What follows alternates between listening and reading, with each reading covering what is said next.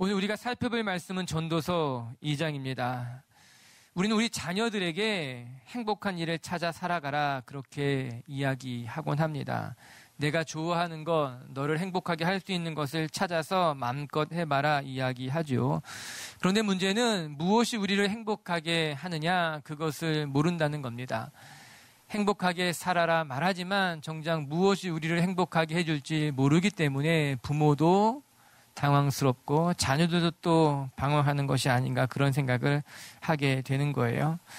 오늘 전도서 기자도 크게 다르지 않습니다. 오늘 전도서 기자도 행복을 찾기 위해 몸부림칩니다. 어떻게 하면 내가 더 행복할지 시험해 보자라는 거죠. 우리 1절의 말씀 같이 한번 읽어볼게요. 시작. 딱 내 마음에 이르기를 자 내가 시험 삼아 너를 즐겁게 하리니 너는 낙을 누리라 하였으나 보라 이것도 헛되도다. 시험해 보자고 합니다. 무엇이 제일 즐거운 일인지, 무엇을 하면 내가 행복해질 수 있는지 시험껏 마음껏 한번 해보자라는 것입니다. 그리고 그 결론이 무엇인가 허무했다라고 하는 거예요. 이 1절이 2장의 주제이기도 합니다. 또 전도서 전체를 이야기해도 주제가 될 수 있는 말씀이겠지요. 내가 마음껏 해보고 싶은 것 해보면 행복할 줄 알았는데 그렇지 않았다는 거예요. 여전히 내 마음이 허무했고 무엇인가 채워지지 않았다라고 하는 것입니다.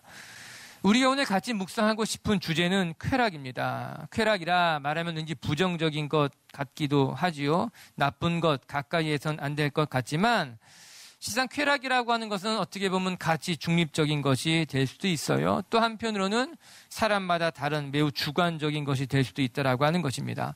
그래서 쾌락이란 말을 오늘 성경은 낙을 누려보자 혹은 즐거움을 찾아보자 그렇게 말하기도 한 것이에요. 마음의 즐거움이 무엇인지 내 육체의 즐거움이 무엇인지 그것이 무엇인가 찾아보자라고 하는 거예요. 이 쾌락이죠. 그럼 쾌락의 반대말은 무엇일까요? 이게 불쾌입니다. 흔히 하는 말이 우리는 마음이 불편할 때, 좋지 못할 때 불쾌하다라고 하는 거죠. 즐겁지 않다는 겁니다. 불편하다라고 하는 것입니다. 그래서 쾌락은 내게 즐거운 것이고 내 몸이, 내 마음이 불편하면 불쾌하다, 즐겁지 않다라고 하는 것이에요. 그래서 사람들은 자연스럽게 불쾌한 곳을 피해서 불쾌하지 않은 일, 즐거운 일을 찾아가게 되어 있습니다. 나를 즐겁게 하는 사람들, 나에게 행복을 줄 만한 것들을 찾아간다라고 하는 것이죠. 솔로몬도 나를 즐겁게 할 것이 무엇인가, 다른 말로 하면 나를 쾌락할 것이 무엇인가 그거 찾아가고 있는 것입니다. 나를 만족하게 할 것이 무엇인지 한번 찾아가 보자라고 하는 것이에요. 오늘 우리가 전도서 2장을 함께 묵상해 보면서 이 솔로몬의 이야기에 귀를 기울여 보고 솔로몬이 찾아간 즐거움이 무엇인지 우리도 한번 이 여행에 동참해 보기를 바랍니다. 그리고 여러분들도 여러분의 인생에 여러분을 만족하게 할 것이 무엇인지 발견해보는 시간이 되었으면 좋겠어요. 사랑하는 빛의교회 성도 여러분, 오늘 말씀을 시작하기에 앞서서 여러분의 삶에 세상이 주는 즐거움이 아니라 영원한 즐거움을 발견하시고 그것을 위해 살아가는 분들이 되길 주님의 이름으로 축복합니다. 그러면 첫 번째, 전도서 기자의 경험에 따라가서 배우게 되는 것이 무엇이냐? 전도서 기자가 경험해보니 이 쾌락이라고 하는 것이 우리에게 만족을 줄 줄 알았지만 결국에 우리의 영혼을 만족시키지 못했다라고 하는 거예요. 내가 내 몸을 즐겁게 해보았지만, 내가 내 마음을 즐겁게 해보았지만 그것이 내 영혼에 만족이 되지 못했다. 즐거움을 찾을 수 없었다라고 하는 것입니다. 우리 4절부터 6절까지 말씀을 한번 같이 읽습니다. 시작.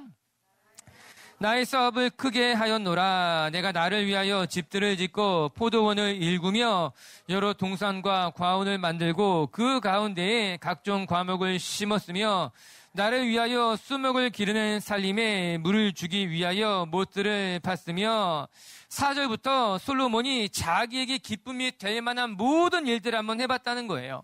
사업도 크게 해보았고 또한 자신을 위해서 큰 집도 지어보고 이 집뿐만이 아니라 과수원도 가져봤다는 거예요. 각종 나무들도 심어보았다는 거죠.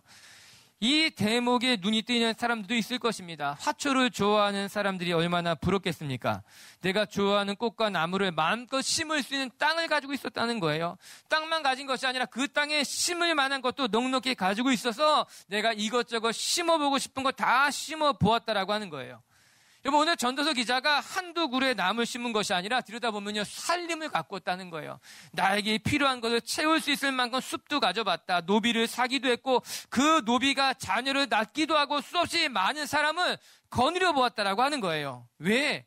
그렇게 하면 내 영혼이 행복할 줄 알고 이것저것 다 해보았다는 거예요. 재산도 가져보고 사람도 마음껏 거느려도 보고 힘과 권력도 가져봤다라고 하는 거예요. 그렇게 되면 내가 행복할까 싶어서. 그러나 전도서 기자의 결론은 무엇입니까? 그렇지 않았다는 겁니다. 내가 마음껏 해보았는데, 마음껏 가져보았는데, 마음껏 누려보았는데 오히려 내가 기쁜 것이 아니라, 행복한 것이 아니라 채워지지 않는 것을 경험했다라고 하는 거예요. 세상 모든 것들로 다 채워보았지만 채워지지 않았다는 거예요. 세상 모든 것을 다 가져보았지만 그것이 나에게 만족이 되지 못했다라고 하는 것입니다. 우리는 이 대목에서 전도서 기자의 말에 귀를 기울여야 할 것이에요. 여러분, 결국 쾌락이라고 하는 거, 즉 세상 사람들이 말하는 즐거움이 우리의 영혼에 만족이 되지 못했다, 우리에게 행복을 주지 못했다라고 하는 사실입니다. 우리는 내가 쾌락하면 즐거움을 찾아가게 되면, 여러분, 내가 마음껏 해보면은 내가 좋을 줄 알았다라고 하는 거예요. 그래서 쾌락 이꼴 행복이라고 하는 등식이 성립될 줄 알았다라고 하는 거죠. 여러분, 그래서 수없이 많은 젊은이들이 그 즐거움을 위해서 살아가지 않습니까? 때로는 법에서 제한하는 것까지 어겨가면서도 쾌락을 맛보려고 하는 거예요. 가져보려고 하는 거예요. 한번 누려보려고 하지 않습니까? 그리고 한번 경험한 쾌락을 잊지 못하겠다라고 하는 거예요. 그래서 또 다시 잘못된 일을 반복되게 하기도 하지요. 뿐만 아니라 요즘 사회의 분위기도 남에게 해를 끼치지 않는다면 내가 하고 싶은 건 마음껏 해도 된다고 이야기하지 않습니까? 그것이 너의 권리이며 그 권리를 빼앗겨도 안 된다는 거예요. 그 권리를 빼앗아도 안 된다라고 하는 거예요. 마음껏 한번 내가 가질 만큼 가져보는 건 남에게 해가 되지 않는다면 마음껏 해보는 것이 맞다라고 사회가 이야기하는 것만 같아요. 그런데 정말 그렇게 살았을 때 우리가 행복했는가 되물어봐야 된다라고 하는 거죠. 오늘 전도서 기자가 내가 시험 삼아 한번 누려보자고 했을 때의 결론이 무엇인가? 오늘 11절의 말씀을 같이 한번 읽어볼게요. 결론과도 같은 이야기일 수 있어요. 시작.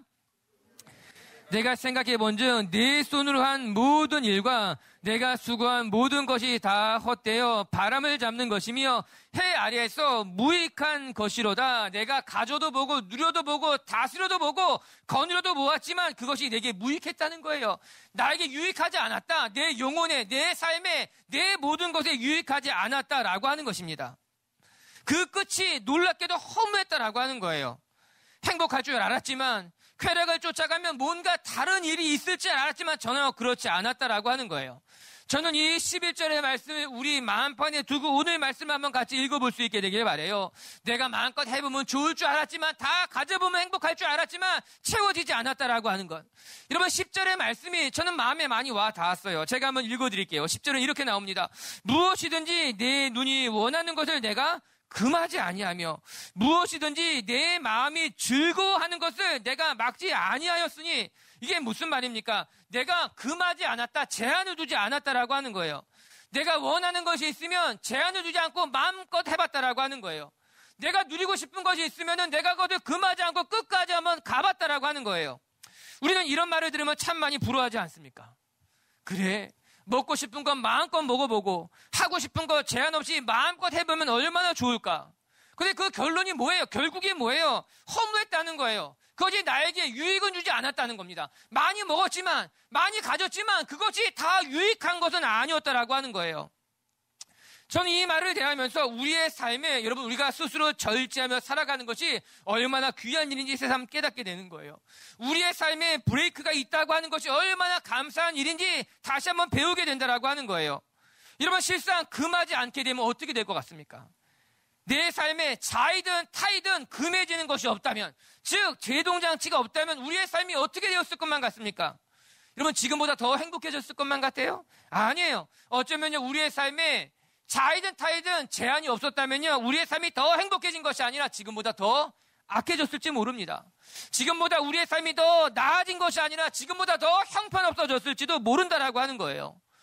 여러분, 그래서 우리가 절제를 배우는 것은 우리에게는 무익한 것이 아니라 유익한 것이 된다는 거예요. 때로 내가 절제하지 않아도 멈추게 하는 장치가 있다는 것이 얼마나 감사한지 몰라요. 그래서 법은요, 상대를 금해서 나를 지켜주는 역할도 가지고 있지만 또 한편으로는 나의 삶에 제한을 두어서 내 자신을 지키는 역할도 할 수 있게 된다라고 하는 거예요. 도덕이라고 하는 것이 다른 사람에게만 적용되는 것이 아니라 나에게 양심법으로 작용해서 내 스스로를 절제하게 하고 금하게 하는 것으로 말미암아 나를 사람답게 인격체로 만들어가는 중요한 역할이 된다라고 하는 거예요. 이런 무엇이든지 할 수 있을 만큼 하면 제한이 없으면 행복할 것 같지만 오히려 그 반대로 우리의 삶에 절제가 있는 것, 우리의 삶에 스스로 내가 내 자신을 금하는 것, 그것이 우리의 삶을 더 가치 있게 행복하게 만들어주기도 한다라고 하는 거죠. 그래서 성령의 열매 중에 가장 마지막은 절제였던 거예요. 이 절제 열매가 우리를 온전하게 지켜주는 거예요. 우리를 성숙의 길로 만들어간다라고 하는 거예요. 여러분요, 세상은요, 즐거움은요, 한번 끝까지 가보자고 말하지만 성경은 그 끝이 허무함을 깨닫고 스스로 멈출 줄 아는 것, 자제할 줄 아는 것이 너의 영혼의 유익이 된다라고 말씀하고 있는 것이죠. 사랑하는 빛의 교회 성도 여러분, 여러분의 마음에 세상의 소리가 들리거든 그것에 여러분의 마음을 빼앗기는 것이 아니라 세상의 헛된 것에 우리의 삶과 시간을 낭비해버리는 것이 아니라 오히려 그것을 다스리고 절제하면서 여러분의 신앙과 인격과 삶이 온전해질 수 있게 되길 주님의 이름으로 축복합니다. 이 두 번째 전도서 기자가 배우게 되는 것이 무엇인가 하면 세상의 것을 다 누려봤는데 왜 허무하다고 생각했느냐 우리가 묻게 되는 거예요. 이게 물어봐야 되는 거예요. 무엇 때문에 허무했느냐? 이것이 우리가 두 번째 배워야 될 말씀인 거예요. 우리는 생각합니다. 마음껏 가져보면 좋았을 것인데, 나라면 허무해하지 않았을 것인데, 나도 한번 그렇게 다 누릴 거 누려보고 난 다음에 허무하다고 결론 한번 내고 싶습니다. 그렇게 말합니다. 목사님, 저도 한번 다 가져보고 다음에 이야기할게요. 저도 한번 다 누려본 다음에 이야기해 볼게요. 오늘 전도서 기자가 그리 말하지 않습니다. 여러분 16절에 이렇게 나옵니다. 한번 같이 읽어볼까요? 시작. 지혜자도 우매자와 함께 영원하도록 기억함을 얻지 못하나니 잊어버린 지 오래일 것임이라. 오라 지혜자의 죽음이 우매자의 죽음과 일반이로다. 매우 놀라운 말씀이에요. 이는 지혜자도 우매자와 똑같이 죽는다는 것을 그가 알게 됐다는 거죠. 오늘 전도서 기자는 그가 누린 것 중에 최고는 지혜자가 된 것이다 이야기합니다. 내가 부를 얻은 것보다, 내가 많은 사람들을 거느리는 것보다 더 행복한 것은 내가 세상의 이치를 깨닫고 지혜자가 된 것이 나에게는 가장 큰 행복이었다라고 하는 것이에요. 그런데 무엇이라 말합니까? 내가 지혜자가 되어서 행복한 줄 알았지만 지혜를 가졌어도 우매한 자와 별반 다를 것이 없구나. 이거를 깨닫고 나니 내가 가진 지혜가 허무하다는 것을 깨달았다는 거예요. 즉 지혜롭다고 해서 우매한 자보다 오래 살 수 있는 것이 아니며, 아니 더 오래 산다고 쳐도 죽음 앞에 예외가 될 수 없다는 것을 그가 알게 된 것이죠. 아무리 무식한 자를 할지라도, 아무리 지혜로운 자를 할지라도 죽음 앞에서는 그냥 동일한 연약한 인생일 뿐이라는 것을 그가 깨닫게 됐다라고 하는 거예요. 그가 많은 것을 가져본 다음에 경험한 것이 아니라 그가 죽음 앞에서 깨닫게 된 것이죠. 오늘 전도서 기자가 또 하나 깨닫게 된 것이 있어요. 왜 쾌락이 즐거움을 쫓아가는 것이 험한 일인가? 두 번째는요, 아무리 많이 모으고 축적했다 하더라도 그것을 평생 내가 가지고 갈 수 없다는 것, 그것을 내가 남겨둘 수밖에 없다는 것을 깨달았다는 거예요. 이게 무슨 말인가? 18절을 같이 한번 읽어볼까요? 시작. 내가 해 아래에서 내가 한 모든 수고를 미워하였노니 이는 네 뒤를 이을 이에게 남겨주게 되었다. 이 말인 거예요. 이 전도서 기자가 깨닫게 된 것은 쾌락이라고 하는 건 내가 많이 모았지만, 많이 가져보았지만 결국에는 내가 죽을 때 가져가는 것이 아니라 다 남겨둘 수밖에 없는 것이었구나. 이거 이제 알았다라고 하는 거예요. 내가 아무리 많은 권세를 가졌다 할지라도, 내가 아무리 많은 재산과 이 나라를 다 가졌다 할지라도 결국에 그것을 가지고 가는 것이 아니라 남겨둘 수밖에 없다라고 하는 거예요. 이 솔로몬이 빈손으로 왔다가 빈손으로 간다는 것을 깨달은 거예요. 내가 빈손으로 와서 내가 거대한 재산을 모았다 할지라도, 내가 거대한 권력을 가지고 이 모든 나라를 통치해서 이스라엘 역사상 유례없이 넓은 영토를 가졌지만 이 영토를 남겨두고 가는 것이 인생이라고 깨달았다라고 하는 것입니다. 솔로몬이 이것을 안 거예요. 아무리 내가 넓은 영토를 가졌지만 이거 가지고 갈 수 있는 것이 아니에요. 내가 나를 유익하기 위해서 큰 집도 지었지만, 내가 거대한 과수원도 가져왔지만, 수없이 많은 나무를 심고 숲과 산림을 만들었지만 결국 갈 땐 다 두고 가는 것뿐입니다. 평생 그것이 나에게 행복이 될 줄 알았지만 아무것도 가져가지 못했다는 것을 알았다라고 하는 거예요. 여러분, 이 대목에서 예수님의 말씀이 생각나지 않습니까? 예수님이 이런 말씀하셨어요. 누가복음 12장 20절에 보게 되면요, 우리 자막 통해 읽어볼게요. 시작. 하나님은 이르시되 어리석은 자여, 오늘 밤에 내 영혼을 내가 내 준비한 것이 누구의 것이 되겠느냐 하셨으니, 오늘 예수님이 재산만 축적하는 어리석은 무자에게 말씀하시기를 내가 그 많은 재산을 모아서 내 영혼에 만족을 줄 것이라고 생각하지만, 오늘 밤에 하나님이 너의 영혼을 부른다면 너의 자녀들이, 내가 가진 재산이, 내가 지금까지 모은 것이 너에게 무슨 유익이 되겠느냐 말씀하고 있는 것 아닙니까?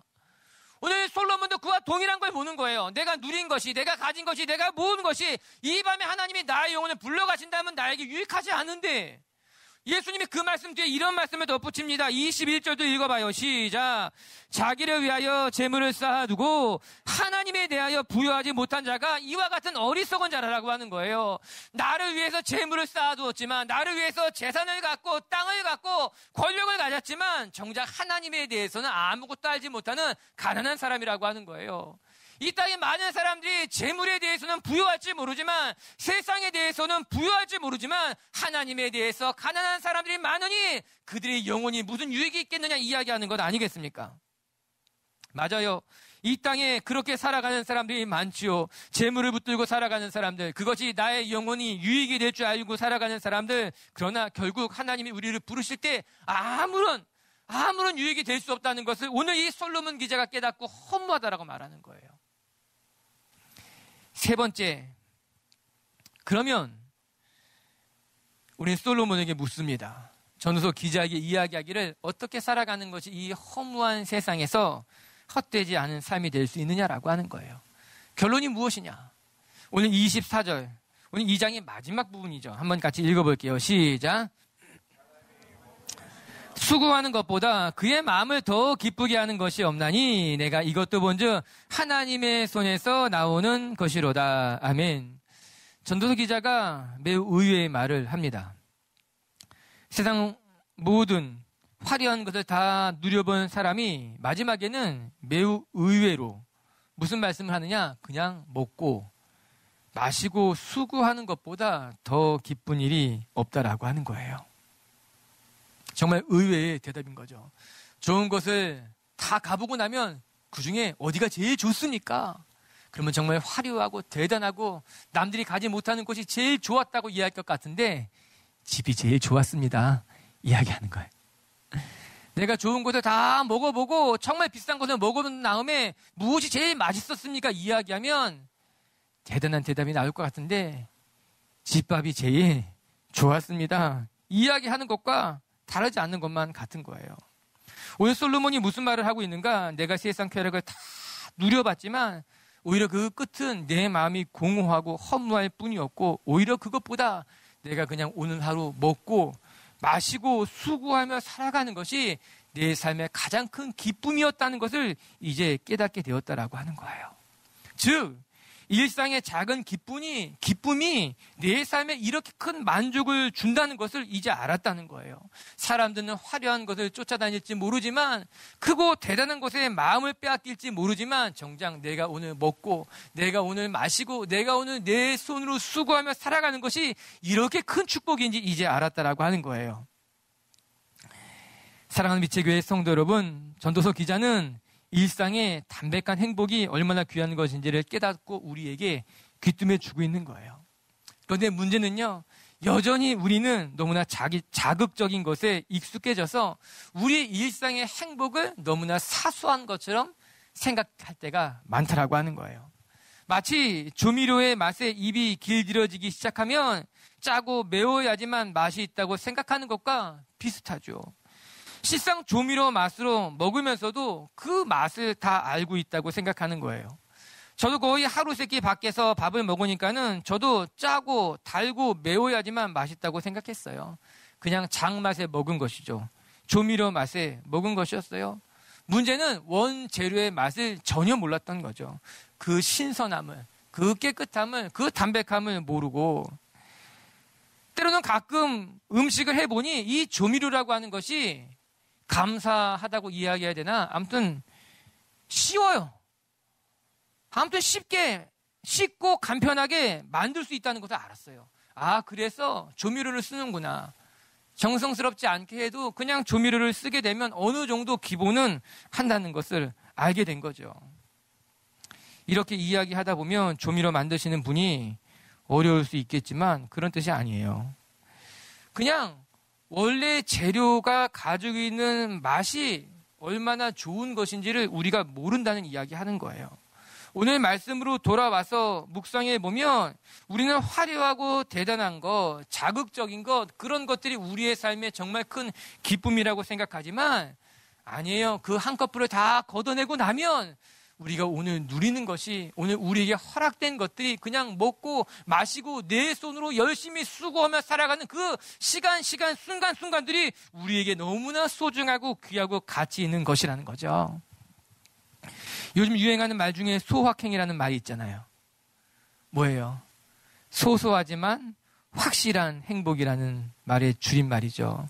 무라카미 하루키가 쓴 수필에서 처음 등장한 말인 거예요. 그냥 삶의 자리에서 소소해 보이지만 우리 마음에 행복을 주는 것들이 있다라고 하죠. 그리고 이 말이 유행처럼 이 시대를 살아가는 사람들의 마음에 흩어 지나가고 있더라고요. 저 오늘 말씀 묵상하면서 떠오른 단어였어요. 아, 그렇구나. 이미 3000년 전에 하나님의 말씀에 쓰여주신 이야기구나. 작지만 확실한 우리의 삶에 허락된 그 행복들이 얼마나 감사한 일인가. 전 여러분의 삶에 이 작고 소소한 행복들, 그것들에 감사할 줄 아는 분들이 되길 주님의 이름으로 축복합니다. 그런데 여러분, 이 전도서 기자가 이렇게 말을 하고 있어요. 24절에 보면요, 제가 읽어드릴게요.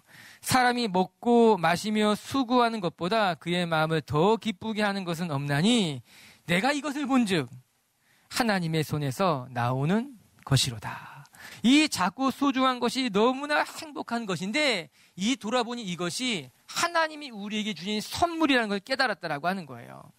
여러분, 바로 이 24절이 무라카미 하루키가 이야기한 소확행하고 다른 차이점인 거예요.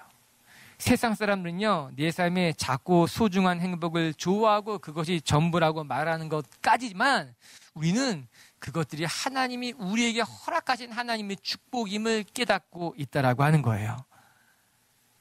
그냥 세상 사람들은 작고 소소한 것들이 그냥 내가 누리는 행복이라고 말하는 것, 그리고 그것을 놓치지 않으려고 살아가고 몸부림치지만 오늘 우리는 그 작고 소중한 것들이 나의 수고를 넘어서서 하나님이 우리 가운데 허락해 주셨던 하나님의 선물이라는 것을 깨닫고 감사하며 살아가게 된다라고 하는 거예요. 내가 오늘 건강해서 이곳에 와서 예배 드리는 것이 얼마나 감사한 일인지 하나님의 은혜라는 것을 안다는 거예요. 때로는 외롭고 생각될 때도 있지만 나를 위해 기도해주고 있는 사람이 있다는 것을 알고서 이것이 하나님의 선물임을 깨닫게 된다라고 하는 거예요. 아주 사소할지 모르지만 내가 눈을 감았을 때 하나님이 느껴진다라고 하는 것, 내가 기도할 수 있는 마음을 허락해 주셨다라고 하는 것, 그것이 내가 의로운 것이 아니라 하나님이 주신 선물이라는 것을 알고 감사하게 된다라고 하는 거예요. 여러분 마음에 일상의 감사가 있게 되기를 바랍니다. 작고 사소한 것에 기뻐할 뿐만 아니라 행복해할 뿐만 아니라 그것의 근원에 하나님이 있다는 것을 기억하고 이 작고 소소한 행복마저 허락하신 하나님, 그 하나님 앞에 감사의 삶을 살아가는 것이 오늘 성경이 이야기하는 세상의 즐거움의 마음을 빼앗기는 삶이 아니라 하나님이 기뻐하시는 참된 행복한 삶이라고 하는 것이에요.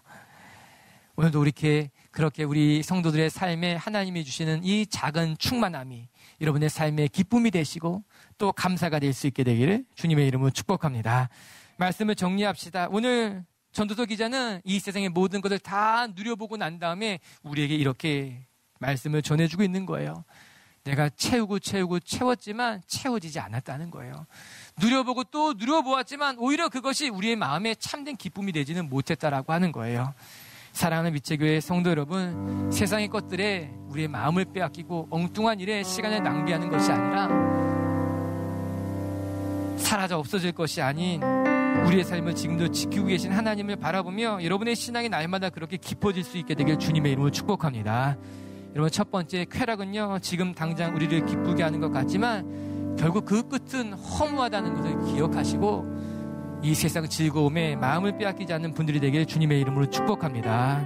두 번째, 나의 기쁨만을 추구하는 삶이 되는 것이 아니라, 여러분의 가정만을 위해서 살아가는 삶이 되는 것이 아니라, 오히려 우리는 눈을 들어서 하나님을 바라보며 우리 이웃을 바라보며 세상을 바라볼 때 오히려 우리는 세상에 줄 수 있는 기쁨 가운데 나가게 될 줄로 믿습니다. 세 번째, 화려하고 또 세상의 것들에 우리의 마음이 빼앗기지 말고 일상에 주는 작고 또 사소해 보이는 것들이 또 우리의 삶의 큰 행복이라는 것을 깨닫고 또 감사하는 우리 성도님들 되기를 주님의 이름으로 축복합니다.